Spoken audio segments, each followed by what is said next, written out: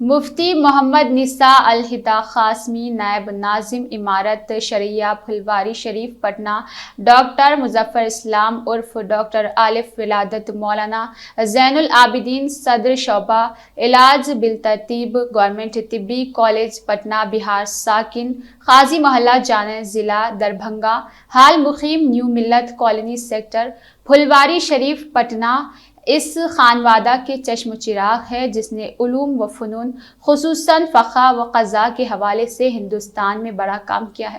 حضرت مولانا قاضی مجاہد الاسلام قاسمی ڈاکٹر صاحب کے حقیقی چچا اور مولانا خالد سیف اللہ رحمانی دامت برکاتہم ان کے حقیقی بھائی ہے، جو ہندوستان کے مایہ ناز فقیہ اور آل انڈیا مسلم پرسنل لا بورڈ کے جنرل سیکرٹری ہے۔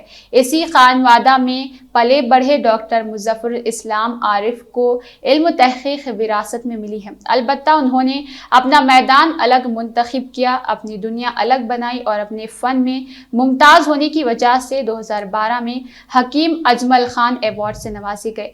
طبابت اور حکیمی کا میدان بڑا وسیع ہے۔ ڈاکٹر مظفر اسلام عارف کو علاج بالتدبیر کے معاملات مسائل سے خصوصی دلچسپی ہے، وہ اس موضوع کو پڑھاتے بھی ہیں اور اس پر تحقیق بھی کرتے ہیں۔ علاج بالتدبیر زیر مطالعہ کتاب کا نام ہے اور موضوع بھی اس کتاب کے مندرجات کے بارے میں مصنف کتاب نے لکھا ہے۔ اس کتاب میں طب کا تاریخی پس منظر، طب یونانی کی ابتدا، اصول علاج، یونانی نظریات، اسباب ضروریہ، علاج بالتدبیر میں استعمال ہونے والے قدیم طریقہ کار، نیز عصر حاضر کے تقاضوں کے مد نظر ماڈرن آلات تدابیر اور ان کی تصاویر، نیز سوالات و جوابات کو پیش کیا گیا ہے۔ کتاب 176 صفحات پر مشتمل ہے، جس میں 18 صفحات مقدمہ، پیش لفظ، تفریضات اور حرف اولین پر صرف ہوئے ہیں۔ مقدمہ خود مصنف کتاب ڈاکٹر مظفر اسلام عارف کا ہے۔ پیش لفظ پروفیسر ڈاکٹر تبریز اختر لاری، تفریضات پروفیسر ڈاکٹر غیاث الدین اور ڈاکٹر جمال اختر، پروفیسر انیس الرحمن اور حرف اولین ڈاکٹر شاہد جمال کا ہے۔ ان میں 2 گورنمنٹ کالج پٹنہ کے پرنسپل، نائب پرنسپل اور چند لکھنؤ، الہ آباد اور کولکتہ یونانی میڈیکل کالج کی پرنسپل اور صدر شعبہ ہے۔ ان حضرات نے اپنی تحریروں میں ہمیں بتایا کہ اس کتاب کی اہمیت علم طب کیا ہے اور اس کتاب سے کس قدر طلبہ مستفید ہو سکیں گے۔ پروفیسر ڈاکٹر تبریز اختر لاری، پرنسپل، گورنمنٹ طبی کالج و اسپتال پٹنہ کی رائے ہے کہ یوں تو اس عنوان کے تحت بہت سے ماہر فن نے اپنی تخلیق پیش کی ہے، مگر ڈاکٹر مظفر اسلام کی یہ کاوش طبی اداروں میں شاہکار کی حامل ہوگی۔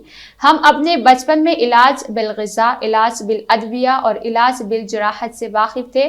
دادا جان نے یاد کرایا تھا کہ جب تک کام چلتا ہو غذا سے، چاہیے بچنا دوا سے۔ جگر کے بل پر ہے انسان جیتا، ہو ضعف جگر تو کھا پپیتا۔ اور جب غذا سے کام نہیں چلتا تو تدبیریں شروع ہوتی۔ اس زمانے میں تدبیروں کے نام پر صرف یہ کیا جاتا تھا کہ بخار آ جائے تو کھانا بند کر دیا جاتا اور شام سے پہلے بخار اترنے پر ہی کھانا نہیں دیا جاتا تھا۔ کھا لیا تو سونے نہیں دیا جاتا تھا کہ کہیں مریض کو سوتا دیکھ کر بخار پھر سے حملہ آور نہ ہو جائے۔ تیز بخار میں سر پر پانی کی پٹی ڈالی جاتی اور صاف کپڑے سے تلوے کو ہولے ہولے سہلایا جاتا۔ زخم نکل آئے تو تک ملنگنا کی پٹی کا استعمال ہوتا۔ نزلہ زکام میں جوشاندہ کا بھاپ کمبل اوڑھ کر لیا جاتا۔ مختلف امراض سے بچاؤ کے لیے بچنا اور اس کا دماغ زندگی بھر ساتھ رہتا۔ سر میں جوئیں پڑ جائے یا سر بہت گندا ہو تو علاج بالترتیب کے طور پر کالی مٹی سے سر دھویا جاتا۔ قبض ہو گیا تو صابن کا حقنہ دے دیا جاتا۔ اس سے زیادہ کہ عموماً ضرورت ہی نہیں پڑتی تھی اور آدمی انہی تدابیر سے روبہ صحت ہوتا اور پھر اللہ کا مقرر کردہ وقت نہ آیا ہو تو مکمل صحت یاب ہو جاتا۔ 1.5 دہائی پہلے تک اس دور کے حکماں بھی اس طریقہ علاج کی طرف توجہ کم دیتے تھے۔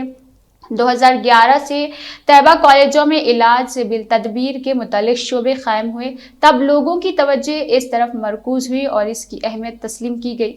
ڈاکٹر مظفر اسلام صاحب کی کتاب سے معلوم ہوا کہ علاج بالتدبیر قدیم طریقہ علاج ہے جو طب یونانی میں اہم طریقہ علاج سمجھا جاتا ہے، اور اس کا مطلب یہ ہے کہ مرض کو دور کرنے کے لیے دوائیاں کم استعمال کی جائے اور تدابیر زیادہ کی جائے جو بغیر تکلیف کے مریض کو صحت یاب کر دے۔ ڈاکٹر मुजफ्फर इस्लाम साहब ने इस किताब में 33 उन्वानात के तहत इलाज बिल तदबीर के मुख्तलिफ मराहल, उनके अक़साम वगैरह पर तफसील से रोशनी डाली। हर इस्तिलाही लफ्ज़ का मुतबादिल अंग्रेजी लफ्ज़ में लिखा है, जिससे इस्लाहात के समझने में मदद मिलेगी। तारीफ की जुबान भी सहल है, इसके बावजूद आम खारी का समझना इससे मुश्किल होगा। इस किताब से वही लोग इस्तिफादा कर सकते हैं जो तिब यूनानी के या तो उस्ताद हो या तालिब इल्म, क्योंकि किसी ना किसी दर्जा में बयानात से उनकी वाकिफियत होती है। और मेरा मानना है कि किताब को समझने के लिए पहले से बुनियादी वाकिफियत ज़रूरी है, ना हो तो मंदरजात दिमाग के ऊपर से गुजर जाते हैं। ये किताब का नुस्ख नहीं, इल्मी मेयार है। खुद मुसन्निफ ने मुकदमा में वाज़े कर दिया है कि हकीकत यह है कि इसका असल फ़ायदा तलबा तिब को होगा, मगर इलाज मुआलजे से वाबस्ता अफराद के लिए भी बीमारियों को तिब जदीद के नुक्ता नज़र से देखने और समझने में मददगार साबित होगी। चलिए, अपना तो मामला साफ है, ये किताब हम जैसों के लिए ही नहीं जिनकी किस्मत में मुआलिज बनना लिखा ही नहीं है। सिर्फ मरीज बनना मुक़द्दर है और मुआलिजीन का तख्ता मश्क बनना। किताब का इंतखाब डॉक्टर साहब ने वालिदैन मरहूमीन के नाम किया, जिनकी दुआओं और मेहनतों के नतीजे में इल्म का सिलसिला जारी रहा। इंतखाब के नीचे जो शेर दर्ज है कि ऐ काश पढ़ सके वो वर्ख इस किताब के ख्वाहिश नेक के तौर पर तो सही है, लेकिन मरहूमीन के पास किताब के औराख पढ़ने के लिए वक्त और सलाहियत ही कहाँ होती है। किताब की शात क़ाज़ी मुजाहिद इस्लाम library and research centre, new Millat colony, Patna से हुई है।